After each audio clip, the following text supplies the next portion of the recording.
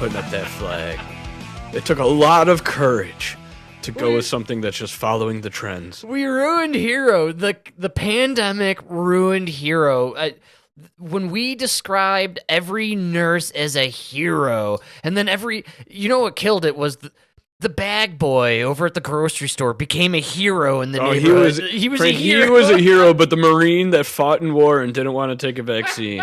Plague rat, enemy of the people. The retard bagging groceries and grabbing the carts, man, he's the hero on the front lines of the pandemic, bro.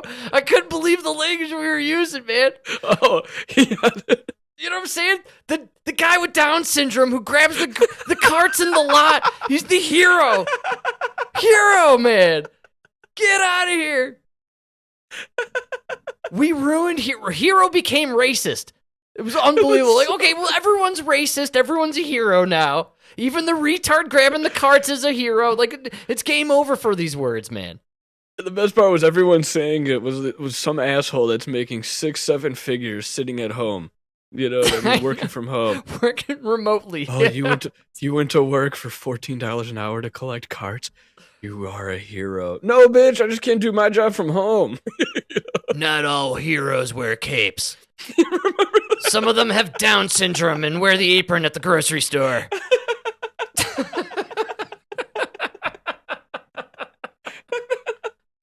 I know, dude.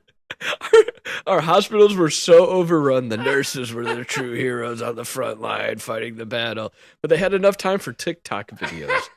Plenty of time for TikTok videos with choreographed dancing, you know? Oh, man. Heroes, dude. That's the problem, man. Maybe that's why nobody really wanted to join the military. Nobody wanted to be all that you could be because we changed the meaning of hero. Now you're a hero if you work at the grocery store or if you're a nurse, right? It doesn't really mean anything to be a hero working, being in the army. Yeah, why would I join the army? I can just go to Jules. Yeah, nobody salutes me or thinks of me as a hero if I'm risking my life defending the freedom of America and the Constitution. No, I could just be a hero by bagging groceries at the King Soopers.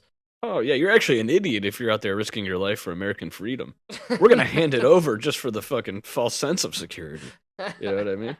Actually, we already handed over our freedom without anybody even realizing it or blinking an eye.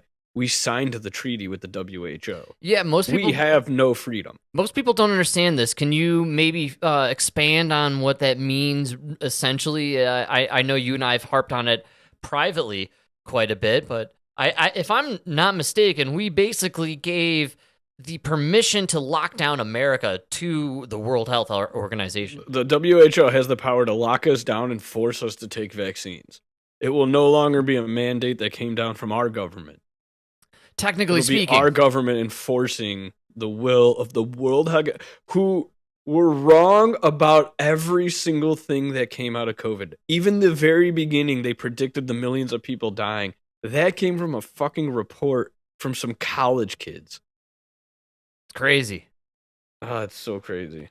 So yeah, they could lock us down again, and through the who. So does this mean we wouldn't have a DeSantis individual or moment, somebody who could, on a state level, be like, nope, I'm standing up to not only the United States now, but also the World Health Organization? Or would they be able to send the UN soldiers to the beaches of Florida? I don't think you would even be able to, because now it's like it's a treaty. It's like an international treaty, so we don't would supersede your state freedoms and your state rights, right? When's the last time America followed stuff like the Geneva Convention? Oh, we follow it. Do we? Oh, that's why, dude. That's why we lost so many people in Iraq and Afghanistan. Well, that's what was stopping our soldiers from doing their job. Are we technically allowed to do what we've been known to be doing over there at the Guantanamo Bay? What are we doing? Well, aren't we doing the the torture and the cock meat sandwiches and all that? Within the Geneva Convention. Geneva Convention doesn't say you can't torture them. It just limits what methods you could use. Oh, and that's why we did remember the whole waterboarding thing? Yes, and this was Abu Ghraib, if I'm not mistaken, this was some sort of prison holding facility that we had put together there, where in Afghanistan or I think it was Afghanistan. Iraq? I think it was Afghanistan. Abu Ghraib was not funny. It's horrific, but some of the images are kind of humorous. You got the lady with the cigar in her mouth and the thumbs up, right? Remember that? It's borderline cartoonish.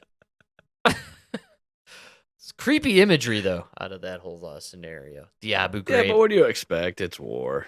So the waterboarding, It was in Iraq. I believe we determined the waterboarding was legit, right? Wasn't that like? I think it's acceptable in the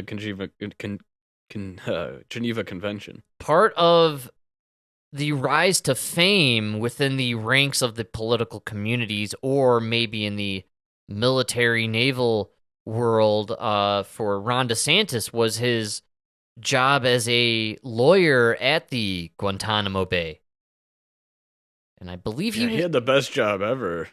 What was his gig again? I think he was defending the torture. The torturer. Yeah. Right. Yeah. So or was he defending the men? I can't remember. No. So here's what I'm imagining: you had the torture going on, and behind this like glass, mirror or whatever, two-way, you had DeSantis and his team of lawyers, and the torturer would walk up to the torturee, right? And he'd probably clamp on the electric, battery chargers to his nipples. Right, and then right before he clamps him to the nipples, though, he turns and looks at DeSantis, and then DeSantis holds his fist up, and he either goes thumbs up or thumbs down, right? DeSantis goes thumbs up, and then he clamps the nipples, baby. Yeah. No.